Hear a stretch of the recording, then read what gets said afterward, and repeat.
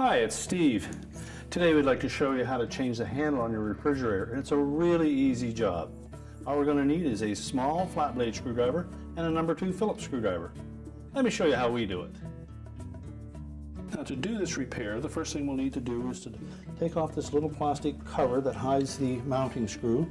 Using a small flat blade screwdriver, you're just going to carefully go in on the edge of that and pop that free.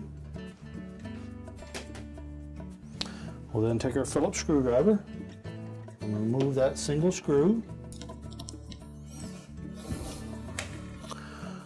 and open the door up and remove the 2 screws on the top. These screws are a lower profile with a tapered shank on them, so we'll need to use those just on the top. We'll lift off the old handle and discard it. Now we're ready to reposition the new handle on the door. So we'll set it into position on the top first.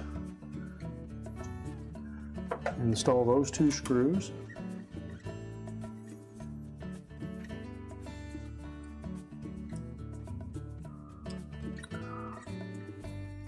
And tighten those securely. And reinstall the screw on the bottom of the handle.